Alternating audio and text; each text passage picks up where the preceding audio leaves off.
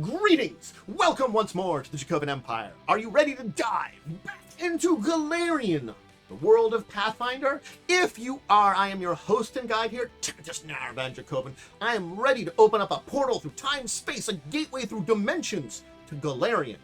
We're going to be visiting a very dangerous place, so if you want me to make sure you're safe in our visit, please do give me a little bit of a tip before we go. Make sure you're subscribed over on the YouTube side of things, and please let me know your experience, this location, in the comments. The Eye of Abendego awaits us, the massive, permanent hurricane on Golarion. Just like that giant hurricane over on Jupiter, there's one on Golarion. Let's go and learn about it. Portal awaits. The winds pick up. The eye is needed. You are ready.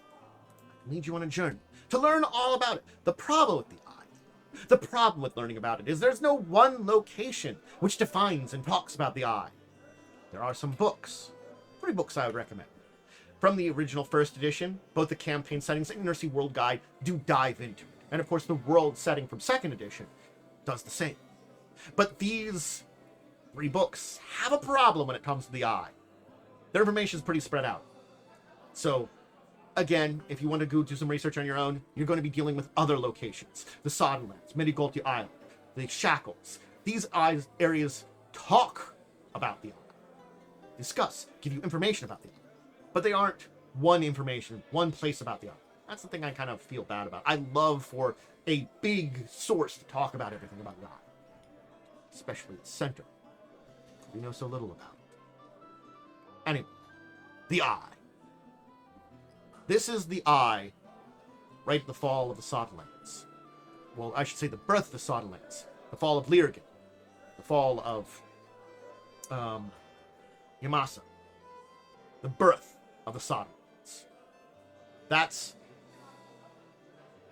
what is named after Abendego Gulf. That's why it's called the Eye of Abendego. It's named after this gulf that has appeared into. The fact is that this location on Arcadian Island has existed for well over 100 years now, between the Soddenlands and Medigolti, north of the Shackles. Its exact appearance was in 4606. The cause is strange, unknown. It did come into being 3 weeks after Eridan's death. That's an important thing. So, it's closely and most likely tied to this. And that is the best physical evidence of why the eye exists now. But exact reasons, exact cause, unknown. Again, like, it is still 3 weeks after Eridan's death, so it's loosely tied to that. And must be like, you know, maybe something that was a result of Eridan's death, then basically dominoed into the eye. Who knows? But again, whatever reason that it spawned, it's caused massive destruction. Lirgin, Yamasa, all flooded. Their coasts flooded. Their lands destroyed by the hurricane-force winds of the eye. Sargava, its colonization, halted. The direct path that was being led to this colonization ended. The ability and the growth of places like Medigolti, the Shackles, and the pirates of the Shackles were all because of the eye. The eye changed history. It changed what was going on in that region. It is an important factor in this area.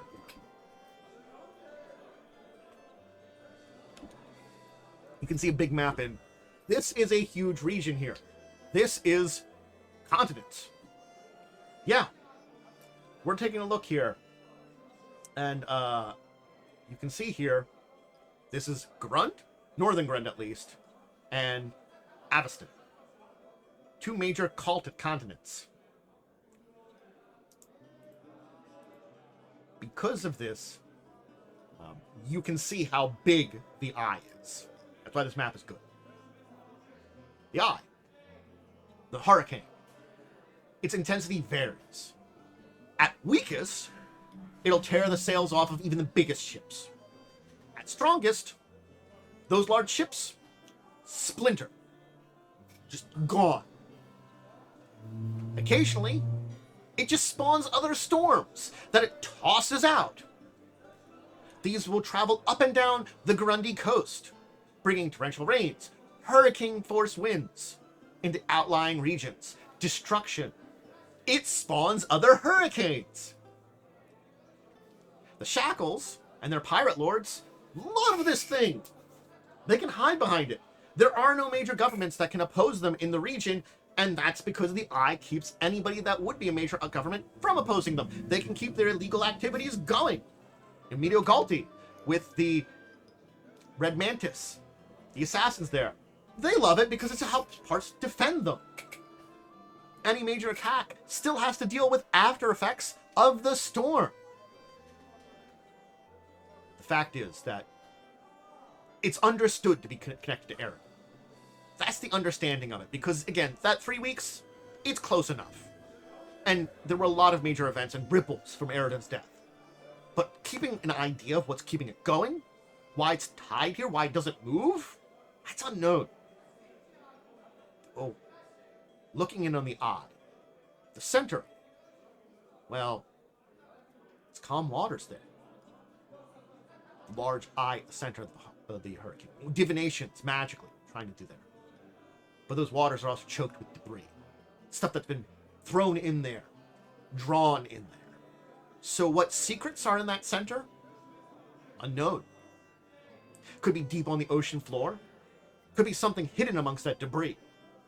But again, it's something that's just lost because you can't get in there. You can look in there with magic, and all you see is a calm area surrounded by probably some of the most deadly storms and deadly winds on all the planet. The Eye and the eye wall of the hurricane. Just debris in the center. The Eye itself has had an effect on the people and culture. And it itself has beings that live in that area. Because the strong winds, the high seas, the dangers of a hurricane aren't the only thing with the Eye of Abendego. If you dare the outer rims of the hurricanes, Ardra, patrol those regions. Hunt the various people that are crazy enough to go on the outsides of it. Ghost ships, patrol it. The mark of Unisarius, other aquatic undead, sea monsters, air elementals, and of course, if you go by the Rage of the Elements book, sky fishers. Floating jellyfish-like creatures that hunt almost nigh invisibly within the winds of their blood-drinking predators. Thanks, Howl the Wild, for introducing to us a year ago, 2 horrible jellyfish monsters in the Eye that drink blood, that are nearly invisible. So not only do you have to worry about the winds, not only do you have to worry about undead, ghost ships, air elementals, sea monsters, bloodthirsty Ardo that particularly enjoy hunting those that are stupid enough to go there, but jellyfish monsters too. Grand. Now, there is a major event and culture that's developed around here. 2 groups of culture, religious culture and pirate culture. Pirate culture is developed because you have events like the Free Captain's Regatta. It's a race that happens pretty annually, and it deals with the outskirts of the Eye. Basically, hitting into that little area where it begins to get to the Eye, but not going too dangerously in there. You're not insane. Basic prestige. It's standing. It's a big event. You have to have your own ship. You have to pay 500 gold pieces, and you get all the entrance fees of anybody in there. And basically, seat of the Pirate Council if you can win.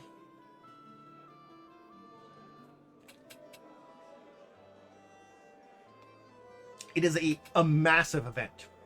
Very important one. And it's part of the Skulls and Shackles adventure path. You do participate in it. That was in 4712. So assume that there were more events of it. Whether or not someone like the Master of Gales, who won 5 straight times and kept his council seat. But still. Religiously. Religiously, there are 2 groups that have been very important here. The first is, of course, Boggards. Boggards are in Monster Corps. They are a toad-like humanoid.